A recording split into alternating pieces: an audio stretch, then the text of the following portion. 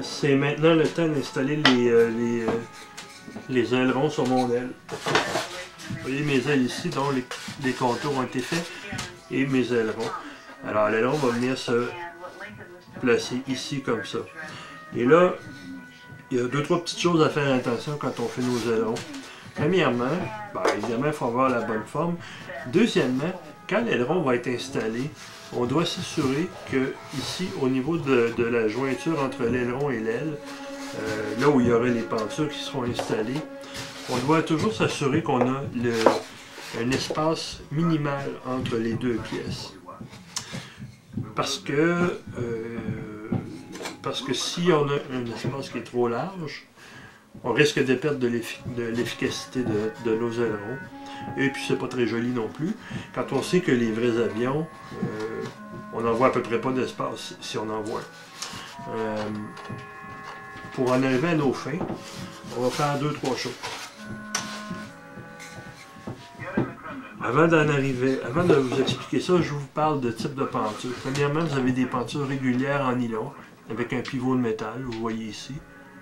Donc on crée une fente dans l'aile, on crée une fente dans l'aileron, on vient les insérer ensemble et ça nous créera notre jointure entre nos pièces, entre notre pièce mobile et notre aile. L'autre méthode, une autre des méthodes serait d'utiliser une penture en fibre. C'est comme du tissu fibreux. Et ce que ça fait, c'est qu'on crée encore là, on fait une fente dans nos pièces, on l'insère et on imbibe de colle CA. Et quand c'est parfaitement imbibé, évidemment, ça solidarise, ça colle ensemble la penture et l'aileron et l'aile. Dans le cas du A10, j'utilise un autre type de penture, on appelle ça le hinge point. Je vous le montre ici. C'est une tige de nylon avec un pivot en métal. Vous voyez ici le pivot en métal. Alors pour la raison pour laquelle j'utilise celle-ci, c'est que mon aileron ici va être formé comme un demi-cercle. Et sur mon aile, l'espace ici qui va recevoir mon aileron, pour l'instant il est plat, mais dans quelques instants, par la magie du vidéo, vous allez voir, ça va devenir une encavure, il va être en forme de demi-cercle aussi. Et les deux pièces vont pouvoir s'insérer une dans l'autre afin qu'il n'y ait pas d'espace, donc afin que j'ai le maximum d'efficacité de mon aileron puis le joint le plus fin possible.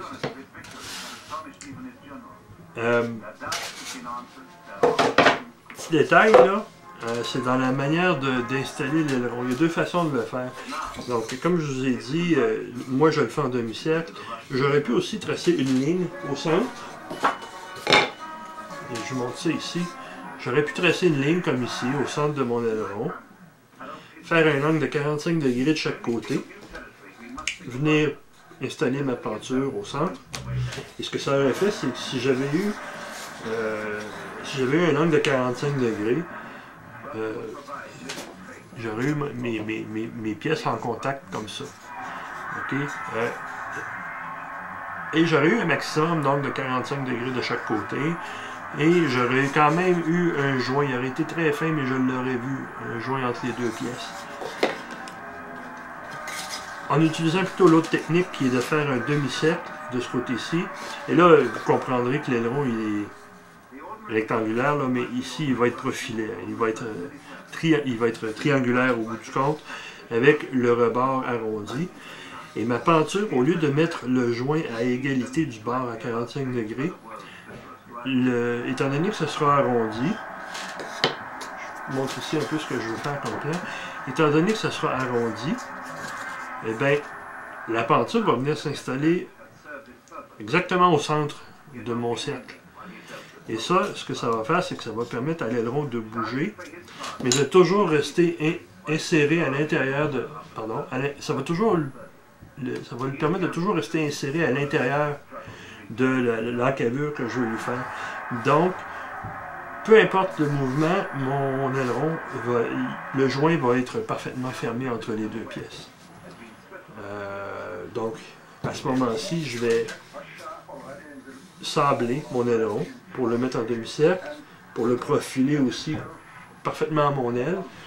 Une fois que ça sera fait, je pourrai percer mes trous, installer mes pentures dans mes ailerons, et puis finalement, après tout ça, je pourrais venir installer mes ailerons là-dessus. Ici, ce que je vais faire pour faire mon demi-cercle, ou enfin pour faire une forme, une encavure, c'est que je vais venir coller deux ou trois bandes de balsa.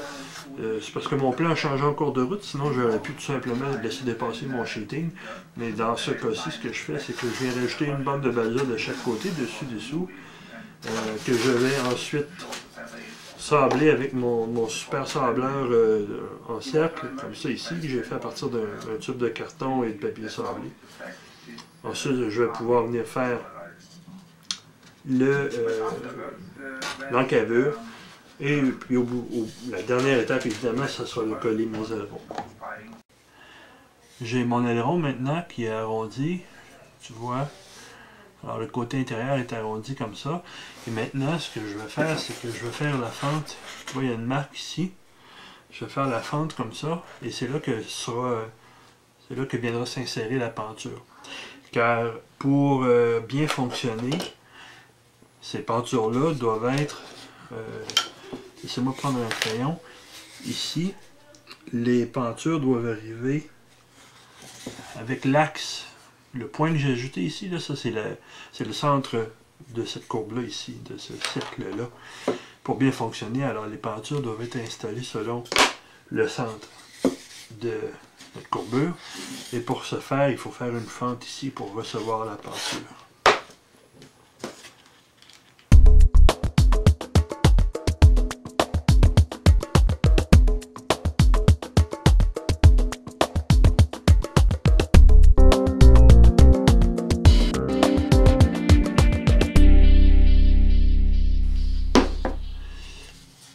Maintenant que ma fente est faite, elle n'est peut-être pas tout à fait aussi profonde qu'elle devrait.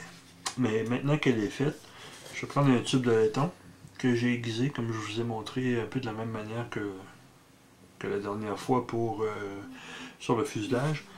Il est aiguisé ici, pardon. Et maintenant, ce que je viens faire, c'est que je viens percer, je viens marquer là où je veux avoir ma peinture. Donc, comme ça. Je ne sais pas si on voit à l'écran, mais il y a déjà un petit trou.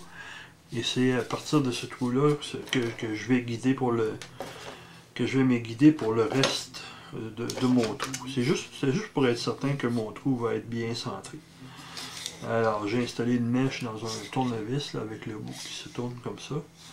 Je trouve que c'est plus facile d'être précis avec ça qu'avec la perceuse électrique. Pour ce genre de travaux-là. Alors, je vais m'installer comme ça.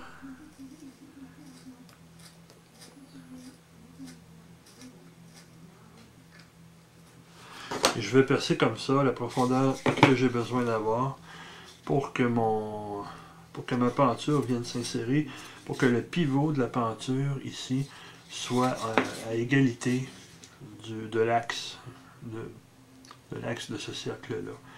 On voit que j'aurai quand même pas mal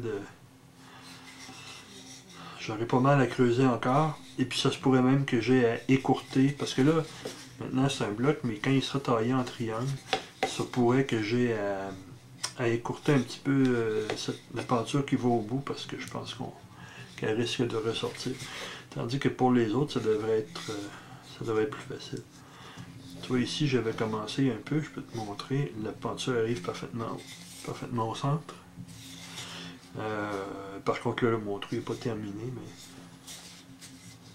ça va arriver au centre de cette façon-là. Quand on n'est pas certain de la profondeur à laquelle on doit faire notre trou, on peut utiliser un petit truc pas trop compliqué, en fait, c'est que on place notre peinture là où on voudra qu'elle soit. Et suite à ça, on vient mettre la mèche comme ça au bout. Et avec un bout de ruban à masquer, on vient placer un morceau de ruban sur la mèche, à l'endroit où on veut se rendre. Donc on peut creuser jusqu'à temps d'arriver à égalité de ce ruban-là. Mon trou est à la bonne profondeur, par contre ma largeur est un petit peu. C'est un peu. Il manque un petit peu d'espace pour rentrer mon pivot à l'intérieur de ma pièce. Alors je vais couper comme ça de chaque côté jusqu'à égalité du fond ici. L'espace que j'ai besoin pour que ma peinture se retrouve bien au fond.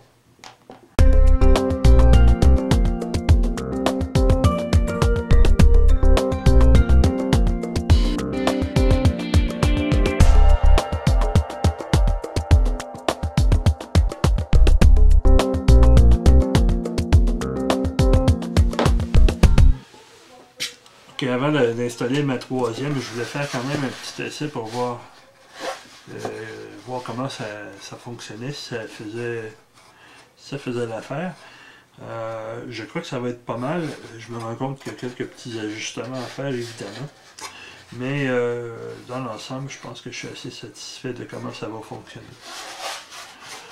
On voit ici. Bien sûr qu'en ce moment, il n'y a pas le recouvrement ici qui s'avance pour couvrir une partie de mon demi-cercle. Alors, c'est certain qu'on ne voit pas, on voit pas très bien comment ça devrait travailler, mais je pense que c'est pas mal. Le débattement est certainement suffisant, c'est plus que ce que le plan recommande. Et je me rends compte aussi que j'ai un ajustement à faire parce que je ne suis pas parfaitement centré ici. Je suis un petit peu plus vers le bas que vers le haut.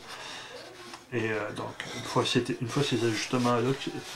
ces ajustements-là seront faits, là, je pourrais m'attarder à sabler mon aileron pour lui donner la forme.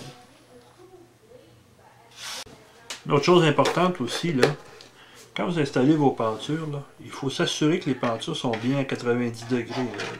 Ce que je veux dire, c'est que une fois qu'ils sont entrés dans le trou, il faut s'assurer qu'une fois qu'ils sont levés, ils sont perpendiculaires au plan, à la surface.